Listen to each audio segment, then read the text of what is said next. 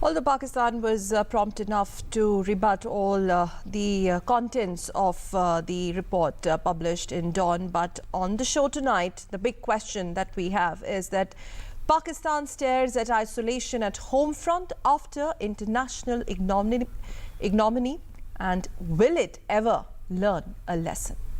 And to discuss that, we're very glad to have Mr. Rajiv Sikri in our studio. He's former senior diplomat and former Secretary MEA, sir. High time for Pakistan to take actually some concrete steps to prevent this drift towards isolation, considering the contents of the report. And not only that, the protests that we have now recently seen, growing protests rather, in POK, as well as what's coming from Balochistan, etc. Yes, I think we start with the diplomatic isolation. Sure, yes. Because that, and it's very clear, whether it's the United States, the Western countries, the OIC countries, ASEAN countries, neighborhood, SAARC summit is off. Pakistan has no friends left in the world. China, maybe, but they're also a little cautious because they understand that as aspiring to be a responsible global power, they can't be seen to be aligning with a terrorist Pakistan. Yeah. And Pakistan is associated with terrorism globally. Now, this has consequences for Pakistan because Pakistan is basically a rentier state. 70% of its export earnings go towards debt repayment. And if the screws are turned on there, it would create a problem. We were generous some time ago when we permitted a deviation from WTO norms to permit Pakistani textiles duty-free access to European Union. Were that to stop, and it's coming up for renewal next year, I think, that would cut a further blow. There are remittances coming from the Gulf countries, but you know the situation in the Gulf is quite uncertain. So given all these factors, I think that Pakistan's economic situation is bad. Then you have their bad relations with all their neighbors. You talked about the internal situation. This POK on which you had this detailed report. Afghanistan is openly anti-Pakistan and is leading from there. And Balochistan has flared up. So on all sides, Pakistan does not have any And friends. having said that, now finally on record for Prime Minister Nawaz, this realization has dawned upon him. Considering, if we believe what's come out in Dawn, that he has asked very categorically his military-led intelligence agencies that you will not interfere and I need a crackdown on the terror camps. Well, I think there's no smoke without fire. So I think there is something to the Dawn report. But whether Prime Minister Nawaz Sharif can have his way with the military, I'm not sure.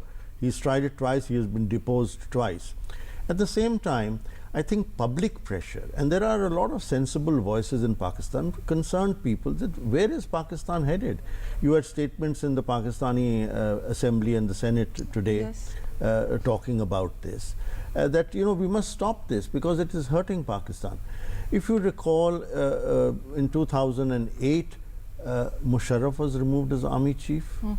Then he had to give up the president's post. post. In fact, a few days back, he had also given very sharp reactions. Exactly. Blaming Pakistan policies. If there is a popular groundswell of in Pakistan, the military has to take into account of that. At that time, the prestige of the military was very low. But it's because the politicians bungled that it has come up again. Now, I think we are seeing another cycle there. And this time, I think the situation is far more serious than it was earlier.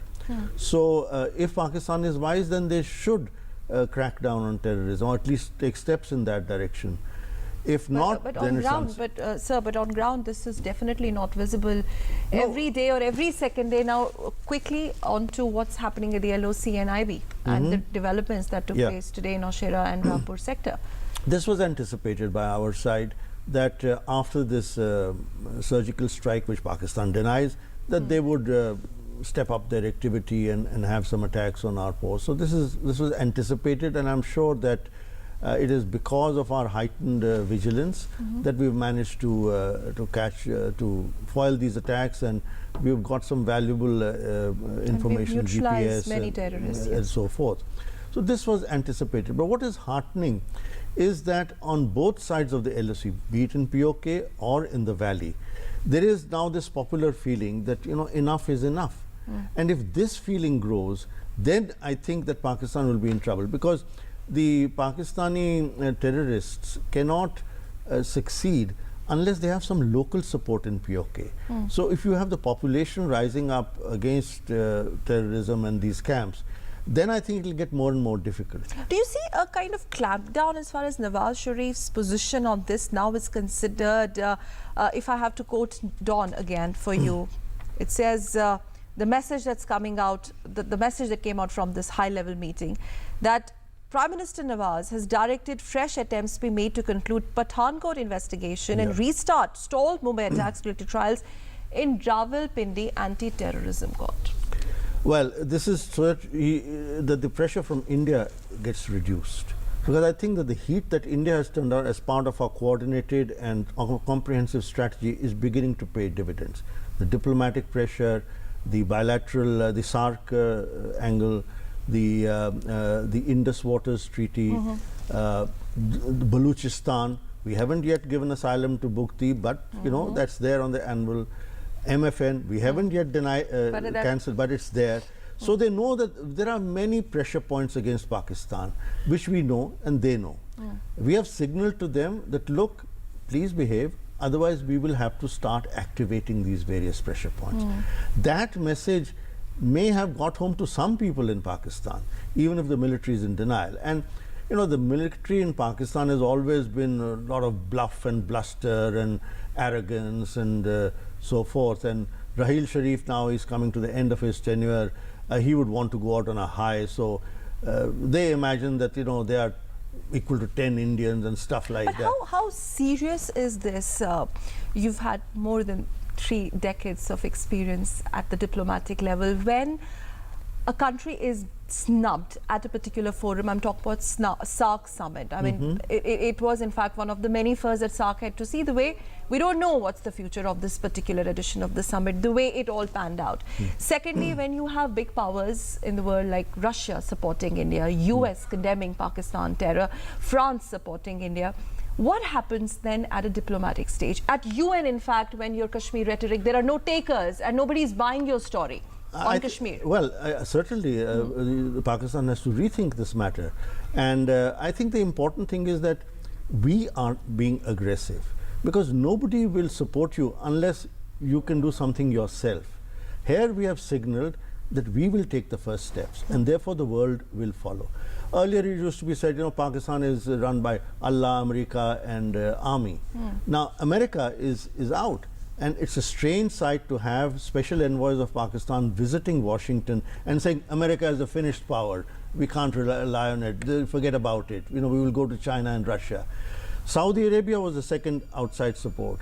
The Saudis are very unhappy with Pakistan because they did refuse to send troops to Yemen when the Saudis wanted it. And the Arab world has been with us. You see the Crown Prince of Abu Dhabi coming as chief guest Republic Day. The third source was China. Okay. That's remained strong, but I think that we are beginning to break this Chinese wall a little bit. I'm not sure that it will be successful or easy or early, but we have to keep trying, which is why after China has extended the technical hold on Masood Azhar, but it is questioned continuously. We have questioned the Security Council. We're going to take it up with China. And China will find it very difficult to keep on defending its position because it has concerns about Uyghurs and so forth. So this double standards that China is adopting will... China's problem is that they have committed publicly at the level of Xi Jinping to this China-Pakistan economic corridor as the flagship project of the One Belt, One Road.